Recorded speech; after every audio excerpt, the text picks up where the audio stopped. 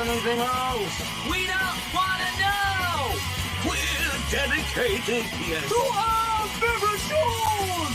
Oh, my cricket! Everybody loves Hypnotoad. Scary dog! Dancing at Blurnsville. Futurama! Good evening. You are listening to a Radulich Broadcasting premier podcast TV party tonight. I'm your host, the mandated reporter, and frankly, unmortified Mr. Mark Radulich. And joining me tonight is my guest to talk about our new favorite show, Aquaman, King of Atlantis, is Jonas Radulich. How are you, sir? It's me, Jonio. This is already a disaster. All right, so we are doing this podcast not just because my son pesters me about being on more shows. See, he likes to be on more shows. The people I actually podcast with don't want to be on as many. That's how this works. So Jonas is slowly but surely taking over everyone else's spots. Because I like talking. He does like to talk. So anyway, Great American Teach-In is this month, I believe. And Jonas asked me to come in and talk about podcasting. So I thought it would be fun to demonstrate how to make a podcast by talking about Aquaman, King of Atlantis, which was an HBO Max miniseries cartoon. It debuted on October 14th, and then it went to October 21st, and then finally the last episode was October 28th.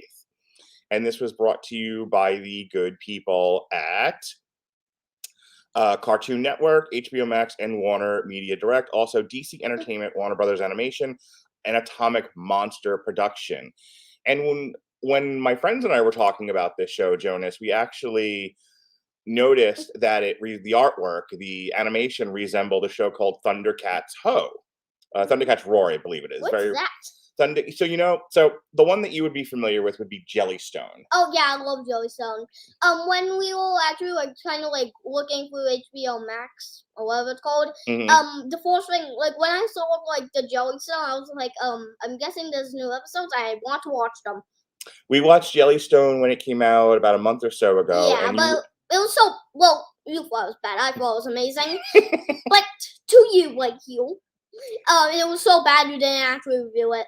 Yeah, Alexis Hana and I were supposed to review that for a TV party, and we both bailed out of the ship. We jumped out, no parachutes, just we jumped out of the airplane and yelled, "I regret nothing."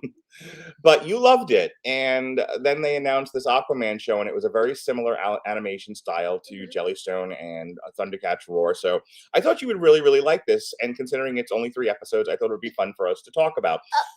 And also, the episodes are almost an hour long. They're 45 minutes apiece, which I was not. I was really surprised by that. I thought, typically the kind of things we watch are about 7 to 22 minutes, depending on what it is. Like we've watched The Wonderful World of Mickey Mouse, and I think those are 7 to 10 minute shorts. Yeah. Jellystone was 2 or 3 shorts per episode, wasn't it?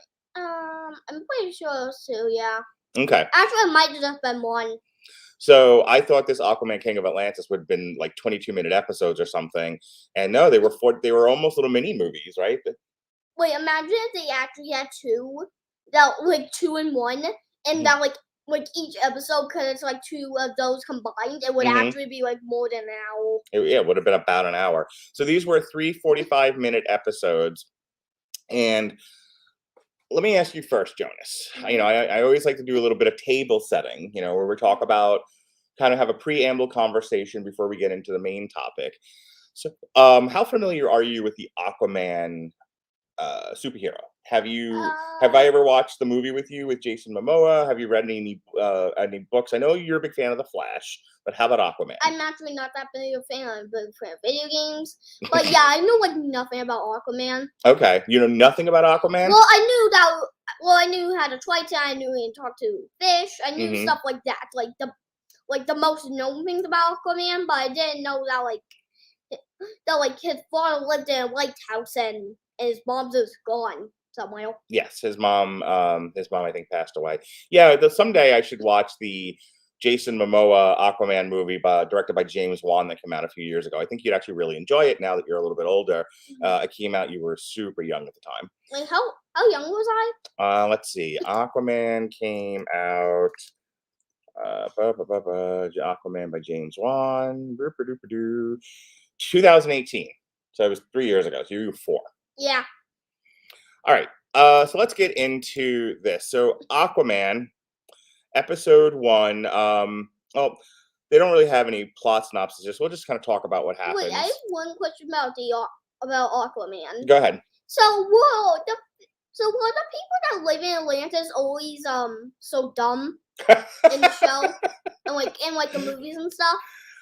Typically, no. It really depends on the writer's point of view. But generally speaking, the citizens of Atlantis were not totally stupid. Mm-hmm.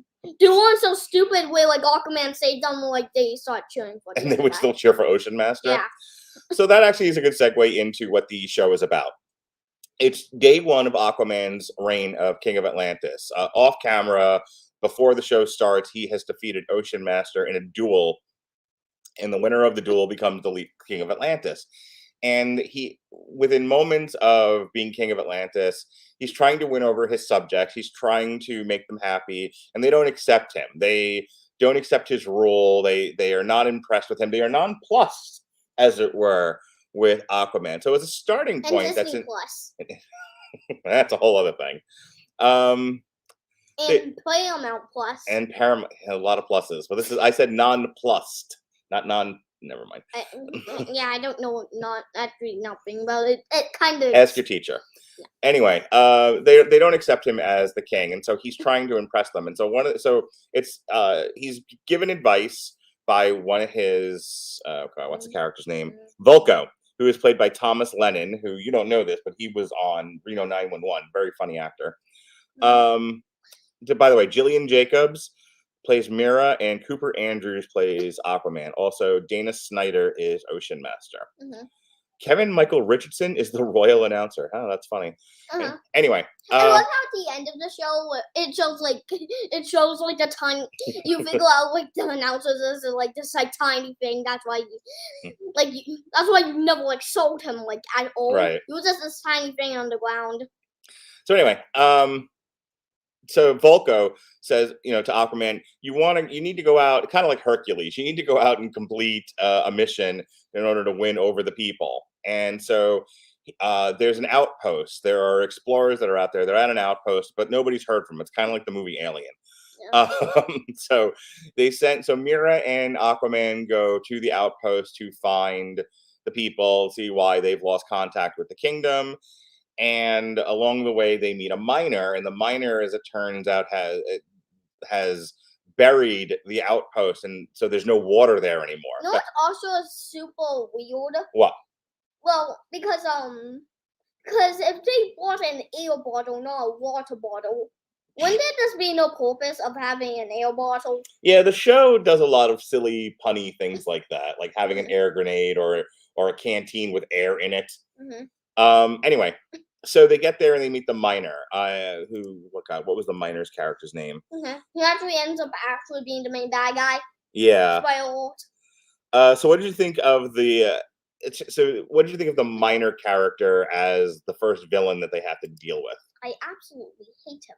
Why did you hate the miner character? One, that accent. that awful accent. It was pretty rough, wasn't it? Yeah. I'm trying to figure out which actor that was. Okay, Mordekov? Yeah, Scavenger Mordekov, who's played by Andrew Morgado. Mm-hmm. So Mordekov, first he starts out as trying to be really friendly. And I think he's looking for that blue jewel, which becomes a big part of the series. Yeah. And he can't find it yet, and he's trying to trick Aquaman into thinking that he's doing good, but it turns out he's just buried the outpost. Yeah. But even before that, they meet the bandits. The bandits who were constantly robbing the outpost. Yeah, and also, where did he get that drill from? They built it, I suppose. Well, yeah. I don't think they probably stole it.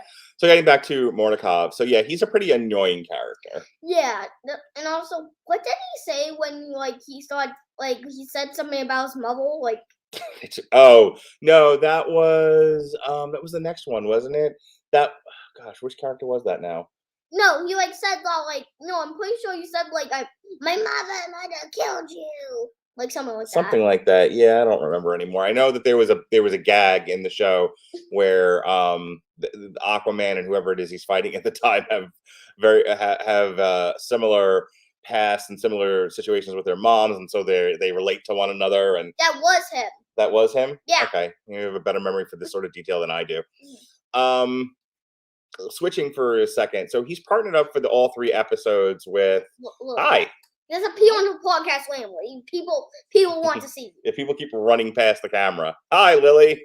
Oh. Lily didn't watch Aquaman with us because Lily prefers to do her own thing now. And she's falling. Don't do violence on camera. On camera. Bag of oranges later. What's that? All right, Lily and I will talk about My Hero Academia later. Goodbye, Lily. Which is also a very boring movie. No one should see it. It's so boring. No violence on camera. Stop paintbrushing your brother. Anyway, so what do you think of Mira? So Mira in this is very action female. That's She was the redhead. Yeah. And she always and her solution to all of Aquaman's problems was to punch it. That was always plan A. Yeah. Which they say several times in the show. So what do you think of Mira? I liked her. I liked how she was just like, I liked the end at the end, like, glorious, juicy violence.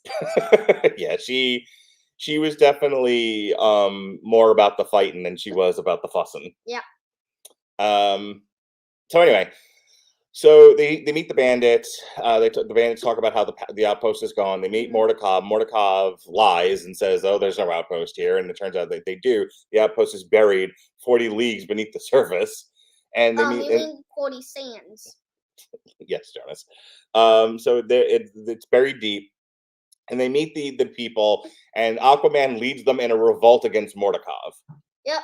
You know it's weird because you would think that huge army, you would think because didn't they like because you would think that like if they had that huge army, I feel like just like the villagers alone just could have just broke the machine he was on. They could have, but they might have been afraid. They might have felt like they were going to be overwhelmed by Mordekov and his technology, and so they just needed the right leader to come along and unite them, like Aragorn from the Lord of the Rings. And also if they're like on a desert, how did he find the material to make that? Maybe he brought it with him from wherever he came from. Maybe he ordered the materials from Amazon. You don't know what happened before the cameras turned on and we're filming this whole thing. All right, so we talked a little bit about you love the animation style. The animation style appeals to you, right? You like the rounded characters and sort of wild takes that they do, stuff like that. Yeah, I'm gonna be honest with you, Jonas. I actually found the animation to be very ugly, like unpleasant to watch. But I also saw the same thing of Jellystone, and literally everybody my age or within 10 years of my age hates that animation style. But you like it, right? Oh yeah, I like it. It's also kind of like an anime style. Kind of. I said this to you while we were watching the show. It kind of reminded me of your favorite show, which is Big City Greens. Yep. I don't actually think it looks that much until I kept like watching a little bit. Yeah, I kind of started to notice that. And then you noticed that it kind of reminded you of Big City Greens. I'm finding that whatever this animation studio is, I'm guessing it's Atomic Monster Productions. I feel like they do this a lot. So here's a couple of things that they've also worked on. Oh wow! So Atomic Monster also worked on a bunch of horror movies. Like what? Annabelle, The Conjuring 2, Annabelle Creation, The Nun. This was not what I thought I would. Malignant, which we reviewed earlier in the year. Next year they're working on Salem's Lot. Okay, so Atomic Monster must be it's James Wan studio. That's the deal there. Yeah, I feel like they're like kind of like based up on horror movies. Yeah, certainly. Yeah, I know. You know what? I didn't realize that this was James Wan's production company. So when I clicked it, I thought I was going to see a whole bunch of the animation that they've done. How about that? All right. Anyway, moving on. So that's episode 1. Episode 2. So it gets resolved basically where they lead a charge on him. It's a big fight. This being a children's cartoon, lots of fighting, lots of punching, and they win. and they discover the blue jewel, and we'll find out what the importance of the jewels are in the next 2 episodes. And also when they get back, it turns out that battle took a year to finish. Yes, they were gone for a year, and in that time, Ocean Master took back over again. Yep, and somehow he did, and somehow for at least a day. Because later in the series, he trapped someone in a day, and apparently he's super old. That's actually one of the funnier gags of the show. But now it's been a year, and he apparently has not grown 1 age. Yeah, it hasn't aged at all. Yeah. That's actually one of the funnier gags of the show. Is every time Ocean Master and Aquaman fight, they end up trading the kingship. So Aquaman, so it starts where there's a portrait of Aquaman. There was a portrait of Ocean Master. Now there's a portrait of Aquaman, and every time they switch, there's a new portrait, and the guy doing the portrait is exhausted. Yeah, I love that. To the point where when Aquaman becomes king again, he just kind of puts a split paint splotch on the wall. It's like, done. I laughed pretty hard at that, and I have to say, for as goofy as the show is, you and I had a couple of good laughs over the 3 episodes. Okay. Do you remember anything that I actually laughed at? We both laughed at that. There was a couple of things here and there. Nothing comes to mind specifically. Episode 2, Primordius. So much of the same setup here. The people are now not only not impressed with Aquaman, they're angry that he left for a year and Ocean Master took back control again. They're like, what the heck, Aquaman? Why do you keep leaving? And then there's a really funny gag, actually, where he's like, why didn't you just leave the throne room? Why did you just wait here the whole time? And of course, they don't have an answer to that because, as you pointed out, they're a little dumb. So Aquaman goes on yet another adventure. You okay? Yep. Bless you. He goes on another adventure, and this time, while they're out at sea, they meet a fisherman with a squid on his head.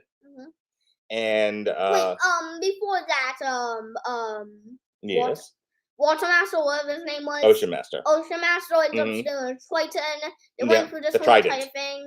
The Triton. Trident. Yes, there you go. They go through this whole entire thing, and also they go for the phases of the earth, and they end up hitting this nightmare. I love how Aquaman was isn't the earth just made of rocks and lava?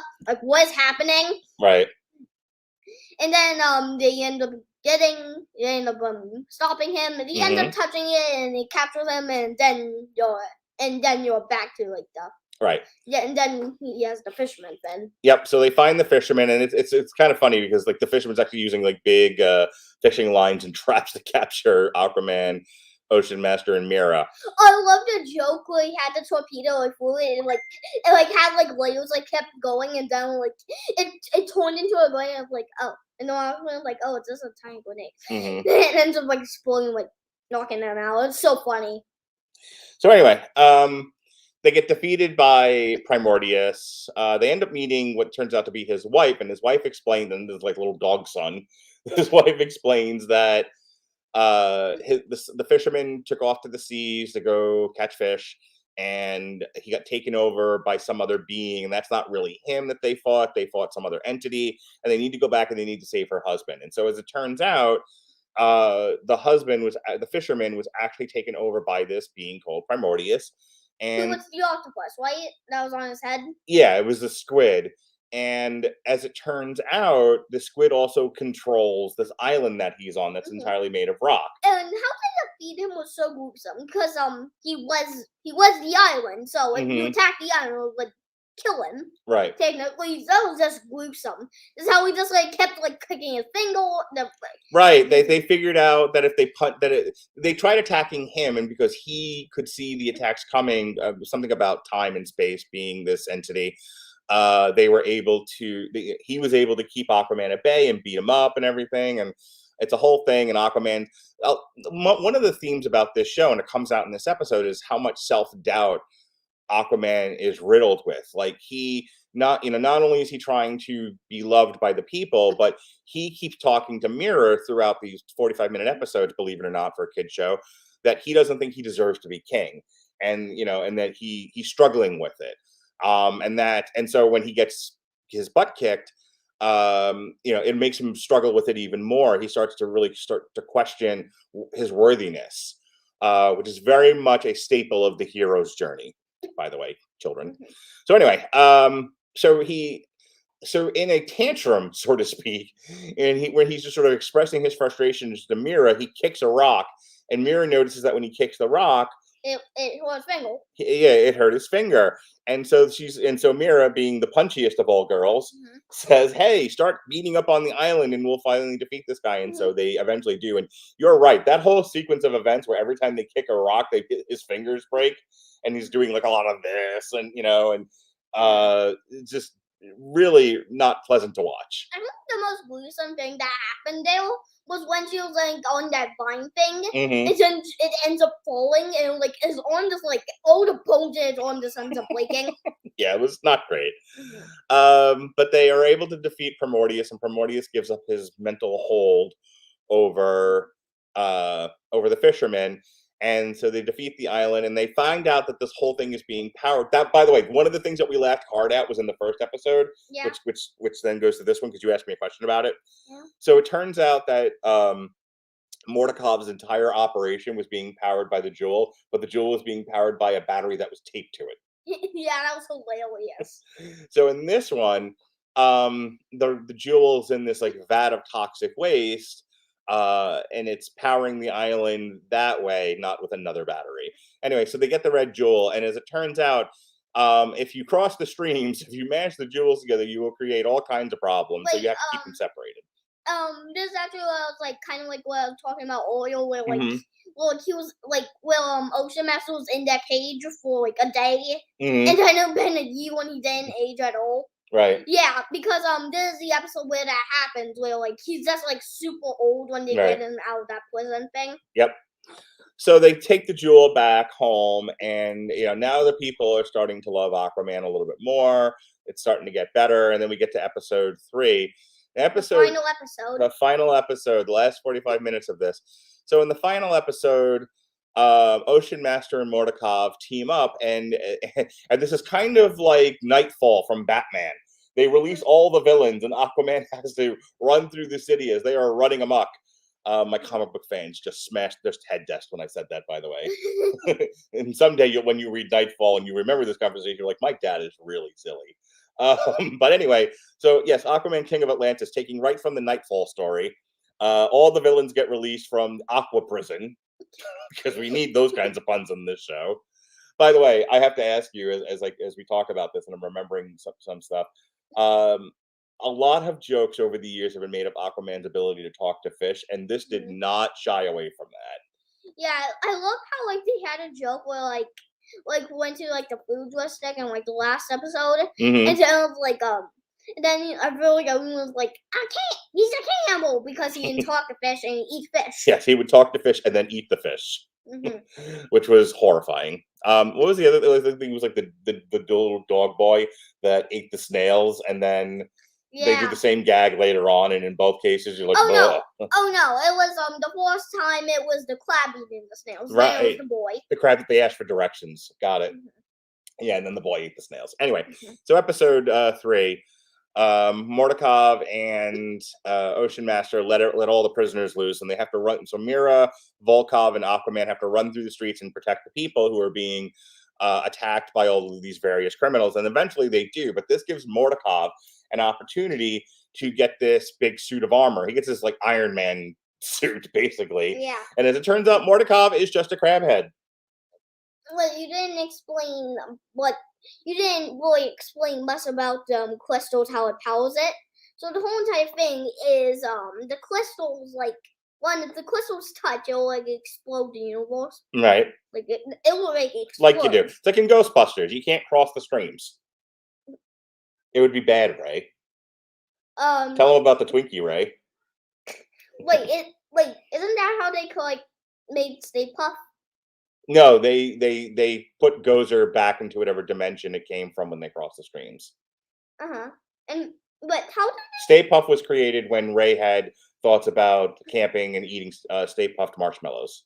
Oh, so it just randomly somehow appeared that way? Well, Gozer said, "Whatever you think of will be your destroyer," and Ray couldn't stop thinking about camping. Yeah, exactly. And we'll be watching that tomorrow on Halloween, as Ghostbusters is back in theaters this weekend just for the Halloween holiday. Anyway, back And to when we Aquaman. get back, we're going to be reviewing Nightmare Before All Christmas. right, let's not do plugs right now, okay? Oh, plugs Oh, now. that's the future of podcasting, just plugs. Anyway, so wrapping this up, so it turns out Mordekov is just a head with crab legs. And he crawls into the Iron Man tech armor, and he uses the jewels to power it. And I don't. This went interminably long. Yeah. It went on forever. Mm-hmm. I feel like It actually felt like a movie how long that was because just the fighting, right? Yeah, it was just fighting like most movies, most action movies. It was just a bunch of like. It was the whole last. I mean, I figure out of the 45 minutes, it was maybe 15 minutes of setup and 30 minutes of fighting. Yeah. It went on. Just went on forever. There were points where I was like either on my phone or playing with the dog or maybe half asleep or something because did you follow it the whole time? Like, were you rapt attention to just all the incessant fighting that was going on? Pretty much. Okay, it lost me. Mm-hmm. What did you like about it? I liked how at the end, like he had to like call up all the animals in the sea just to pull back the wolf. Mm-hmm. Yes. Because it got split in half. Yeah, they used apparently one of the things with this armor is that if you use it too much, it pulls on the gravity of the planet, and then it split the Earth, and so Aquaman had to literally, like Superman, had to hold the planet together, and he used the fish to help him. And it's what was I going to say? All right, so eventually they were with Mira with the power of friendship. With the power of friendship, they are able to overcome Mordekov and get him out of the suit and get the jewels off of him and destroy the Infinity Stones and convert Darth Vader to the light side. There was and none of that in this movie. And fly around the Earth to reverse time to save Lois Lane from the earthquake. Different movies. And then run into the future to save Flash's mother from being shot. No, okay, run please into the past. stop. Sorry. Anyway. They defeat Mordekov, and they save the day. And at the end, the big thing that happens is Aquaman is using all of his strength to hold the planet together. The people love Aquaman, and they say he is our king, and we love him, and we want him to help. And so they, in turn, attack Mordekov. They start throwing rocks at him and stuff, and ultimately he is defeated. Even though one of the most dumb things that happened. Yeah.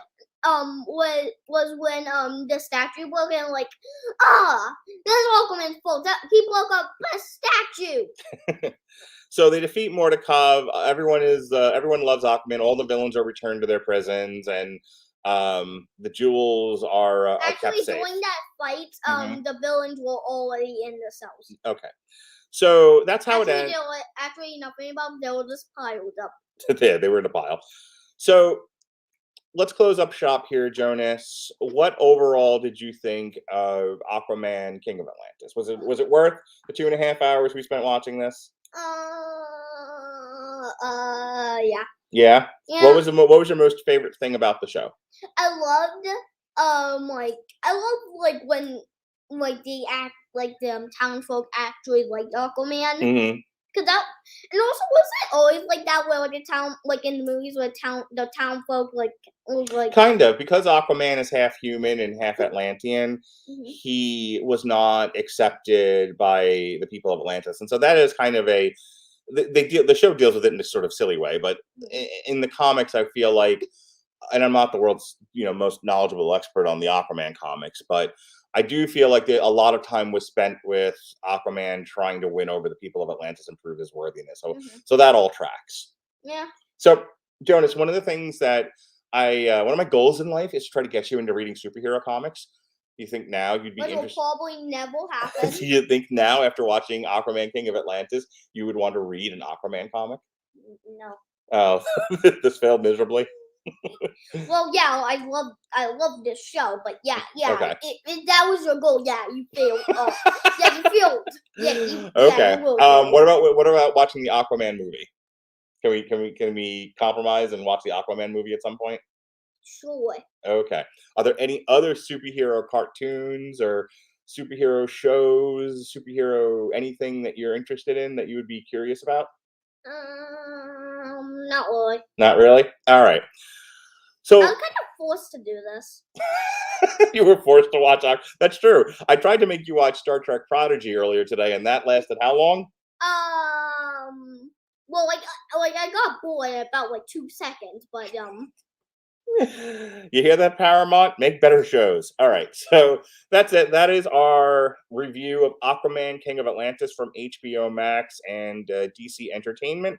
Tomorrow, if you've enjoyed the antics of my son and I, we struck a bargain. He said he would come with me and Lily to go see Ghostbusters in the theater tomorrow on Halloween before we go trick-or-treating, if we would do an alternative commentary for what?